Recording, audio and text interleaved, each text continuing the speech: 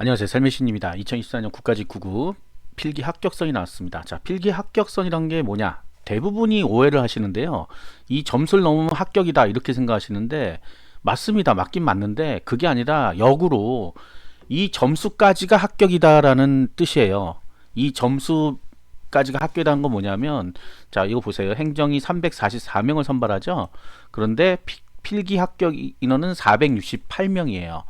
343명을 원래 뽑아야지 맞는 것 같잖아요. 그런데 보통 배수 조금 더 뽑습니다. 면접 보고 최종에서 이제 344명만 선발하려고 면접 안 온 사람도 있고 또 포기하는 사람도 있고 이럴 수 있으니까 그래서 보통 배수라 그래가지고 1.5배수 내외에서 안쪽으로 뽑습니다. 지금 요거는 한 1.3배수 정도 되는 것 같아요. 그래서 그 합격생의 가장 낮은 점수를 자르는 거예요. 그 자른 점수가 90점이 되는 거예요. 그러니까 이거는 실질적으로 468등의 점수입니다. 468등의 점수.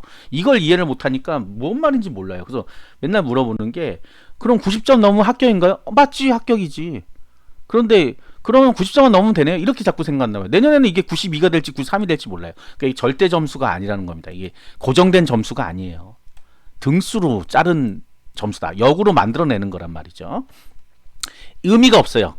23년도 합격선 이거 의미가 없다고요. 이건 몇 등 점수인지 알게 뭐야. 그죠? 아무 의미 없어요. 비교할 필요 없어요. 얘가 달라지기 때문에 그래. 얘가 선발 예정 인원이 고정돼 있지가 않아요. 고정될 거면 500 이렇게 뽑죠. 400 뽑든지 그냥. 우리가 대학 입시에서는 딱 정해져 있죠. 20명, 30명, 40명. 근데 공무원 시험에서는 그게 아니기 때문에 이게 작년 합격선에는 의미가 없다는 얘기예요. 예, 의미가 없어요. 높아졌네 1점. 이게 아니란 얘기야. 이 인원이 달라졌다니까. 이 인원이 합격 인원이 달라졌는데 어떻게 점수가 비교가 돼요. 그러니까 처음에는 1등부터 20등까지 뽑다가 올해는 1등부터 15등까지 뽑아요. 그럼 점수가 올라가지. 당연히. 안 올라가요? 올라가지. 근데 작년하고 왜 비교하냐고. 작년 20등까지 뽑았다는데 그거부터가 여러분들이 잘못 생각하는 거다. 자, 이제 이해가 되죠. 그 다음에 또 잘못 생각하는 게 같은 행정끼리는 비교해도 돼. 왜? 시험 과목이 같잖아. 그러니까 실질적으로 여기서 90점 맞은 468등의 90점과 여기는 34등의 점수겠죠. 84점이. 그럼 강원 지역은 전국보다는 낮구나는 알 수 있는 거야.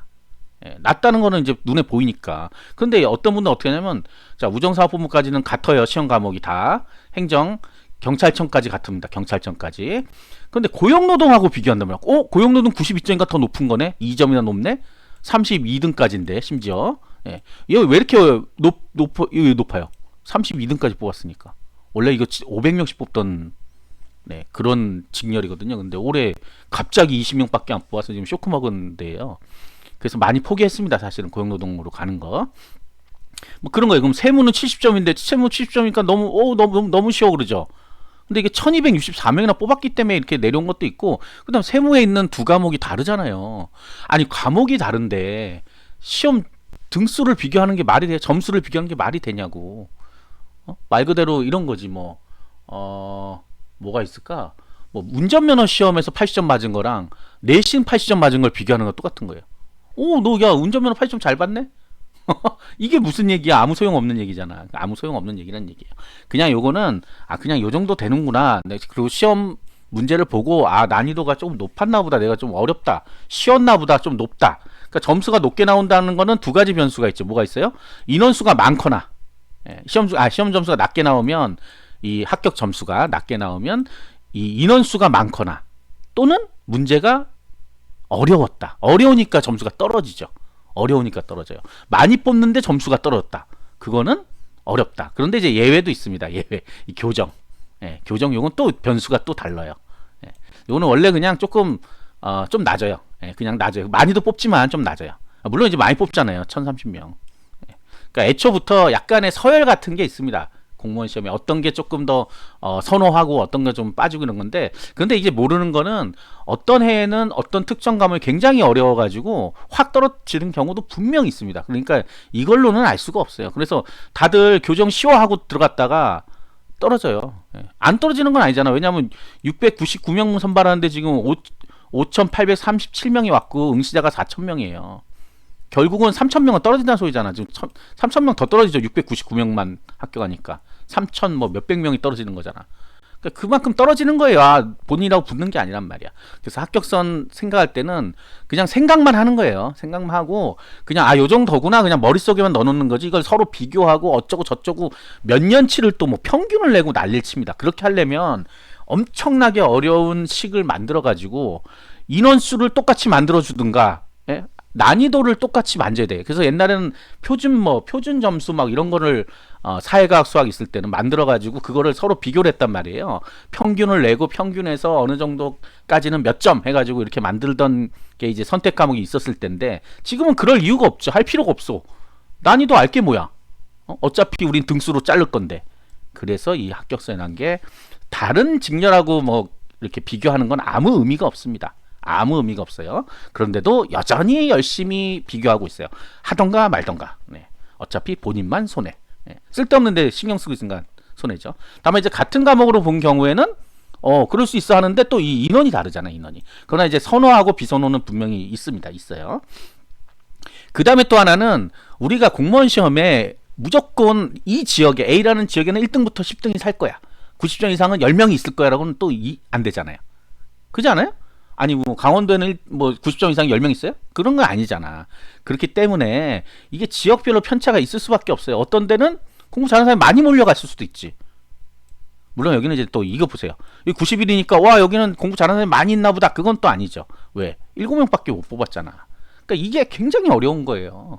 그러니까 여러 가지 변수가 있기 때문에 이거를 뭐 나는 뭐다 할 필요가 없다는 얘기예요. 이거 가지고 뭐 어떤 사람들 썰을 막 풀어대던데 쓸데없는 짓입니다. 그냥 보고 넘어가는 거예요. 아, 나는 이 점수보다 한참 모자르구나. 내가 받은 점수랑 조금 비교해 보는 거죠. 내가 만약에 대구 경북을 했는데 90점이야. 그럼 내가 18등보다 훨씬 위겠죠. 그런데 문제는 우리가 13명만 뽑죠. 그럼 6명 안에 내가 들어갈 수 있는지, 그래야 13등이라도 해갖고 합격할 거 아니에요. 90점이면 과연 89점이 몇 명이나 있을지, 88점 몇 명이나 있을지 요거는 알 수가 없습니다. 요걸 알려주지 않는 이유는 면접 보러 안 올까봐 그러죠. 면접이 1배수 받고 나가면 그러니까 13등까지 합격시킨다 그랬잖아요. 근데 내 점수가 만약에 89점이야. 그럼 대충 한 뭐 13등보다는 좀 밑으로 내려갔을 거 아니에요. 그냥 생각에. 그런 경우 이제 면접 포기하고 안 오는 경우 있거든요. 그러지 말라고 하는 건데, 놀라운 거는 우리가 사전 때 점수를 알려줬고 이미 예전에는 이제 필기 합격자는 점수를 안 알려줬어요. 지금도 성적표는 안 나옵니다. 떨어진 사람만 성적표가 나와요. 합격자는 최종 합격 이후에 나옵니다. 그 이유가 이제 자기 점수를 알면 안 올까봐 그런 건데 점수는 이미 사전 공개 때 알려줬죠. 그 다음에 우리 합격 예측 서비스에 가면 등수들이 나와요. 그래서 지금 이제 막 입력하는 경우도 있습니다. 이제 다 끝났는데 어디 있는지 모를 거예요, 페이지를. 그래서 등수로 확인해 보는 거죠. 그러면 내가 만약에 88점인데 13등이 나왔다. 그러면 약간 의심이 가죠. 몇 명이 입력을 안 한 거지. 어렵죠, 말. 그냥 쓸데없는 얘기입니다, 다. 자, 그런 식으로 아는 건데 그거는 머리만 아프지 아무 소용 없어요. 지금 만약에 합격했다. 그러면 지금 할 수 있는 일은 등수 계산하는 게 아니에요. 뭐예요? 면접 시험을 준비하는 겁니다. 면접 시험을 준비하고 올해부터 국가직 면접이 변경됐어요. 항목이 바뀌었단 말이에요. 그거에 맞춰서 해야 됩니다. 또 옛날 책 꺼내다가 하다가는 안 되지 않을까 하는 생각이 들어요. 옛날 책을 제가 본 적이 없어서. 면접은 다 비슷하지만 항목이 바뀌었어. 평가하는 항목이 4개 항목으로 바뀌었죠. 원래 5개 항목이었는데 그것도 모른다 그러면 공고를 읽어보지 않았다. 안 읽어보면 본인만 손해다. 면접 시험 요령 뭐 이런 거 다 나와 있는데, 자, 그래서 요 정도 이제 되고, 이런 거는 확실합니다. 뭐 일반 행정 전국보다야 우정사업본부가 서열에선 좀 낮아요. 그러니까 점수대가 조금 낮아. 많이 낮진 않아. 이거 보세요. 87점대만 합격하잖아. 85점대. 대신에 요게 또 많죠. 요 인원이 많으니까 만약에 여기서 이렇게 올라갔을 때 30등까지 점수는 훨씬 더 높을 수도 있죠. 88점이 될 수도 있고 90점이 될 수도 있어. 그거는 알 수가 없는 거야. 우리가 분포표를 알 수가 없기 때문에 그래요. 이거 나중에 최종 합격자 발표 나고 나서 통계가 나와요. 그때 점수별 분포표가 나옵니다. 그러면 대충 알 수 있어요. 어느 정도에서 진짜 합격을 했는지. 그런데 그냥 90에서 95 뭐 이런 식으로 나온단 말이에요. 그래서 확실하게 몰라요. 제가 그 방송도 하긴 하는데 확실하게 유추는 안 됩니다. 제가 그거 하면서 항상 하는 게 경쟁률이 의미가 없다는 얘기를 해줘요. 대부분 과락 쪽에 다 가 있거든요. 대부분이 지금 떨어진 분들 중에 과락 맞으신 분들, 그 다음에 50점 60점 맞으신 분 많을 거 아니에요. 여기에서도 그분들이 처음에 생각했던 그 경쟁률 만만치 않네 하신 분은 그래도 괜찮은 건데, 야, 몇 명 안 되네? 라고 생각하신 분들은 자기가 60점 맞고 합격할 거라고 생각 안 했을지도 모르겠지만 꿈을 꿨을 수도 있어. 와, 과락을 넘겼어. 나는 합격할 수 있어. 그런 일은 일어나지 않습니다. 8, 90점대에 합격하고 있는데 60점 넘었다고 합격할 가능성이 있다. 이런 거는 생각할 필요가 없는 거예요. 물론 이제 장애직녀이나 저소득에서는 있을 수도 있겠죠. 예, 그런데 일반 전형에서는 있을 수 없는 일입니다. 그런 기적 같은 일이 일어나지 않는다는 거예요. 다만 이제 교정직은 워낙 많은 인원을 선발하다 보니까 좀 점수가 많이 내려와 있어요. 내려와 있기 때문에 뭐 항상 그래요. 항상. 이게 이번에 시험이 어려웠는지 제가 쉬웠는지는 모르겠어요. 국어형 한국사는 뭐 나름 그냥 뭐 어쩌고 저쩌고 하는데 나머지 두 과목은 제가 난이도까지는 모르기 때문에, 그래서 이게 작년에 58점이었잖아요. 오늘 63이다. 그러면 이게 높아진 거예요, 낮아진 거예요? 모르는 거예요. 점수가 어떻게 분포되는지 모르기 때문에 모르는 겁니다. 자, 그래서 여기 이렇게 서로 비교하는 사람이 있어. 어디가 제일 높아? 그거 알면 뭐 할 거야? 알면 뭐 할 거야? 화공으로 받는 87점하고 전기로 받는 85점이 어떻게 비교가 되냐고요. 두 과목이나 다른데. 이해를 하셔야 됩니다. 이해를. 네. 자, 장애 모집 보면 없는 거 있죠? 없는 거는 전원가락입니다. 전원가락. 네. 전원가락. 15, 이거 아니구나. 이건 아니구나. 여기 전원가락 써 있네, 아예. 네. 자, 그 다음에 여기 이제 필기 학교서 볼 때 나오는 양성이라고 써 있는 이게 뭐냐면 양성. 남자 대 여자 비율이에요. 남자 대 여자 비율인데, 요번에는 보니까 남자들이 더 많이 합격했던데, 이 직렬의 특성상 남자가 많은 거, 여자가 많은 게 느껴지죠, 뭔지. 기계 같은 경우는 남자가 많겠죠. 근데 출입국이나 이런 쪽 여자가 많습니다. 철도 경찰은 아마 남자가 많을 가능성이 있죠. 요건 아직까진 정확하게 모르겠고요. 요거는 적어 보면 돼요. 원서 접수에서 남자가 많은지 여자가 많은지 좀 보면 됩니다. 그래서 이 양성이란 거는 양성평등이라는 제도고, 양성평등은 이렇게 나와 있는 지금 이거는 관세 같은 아마 남자가 82점일 거예요. 그러면 남자들은 추가로 더 합격한 거야. 그래서 여기 97명 중에는 추가 합격자가 있습니다. 그러니까 1점 몇 배수 했을 때 인원 플러스 몇 명까지 더 합격이 된 거예요. 82점까지는 합격이 된 거야.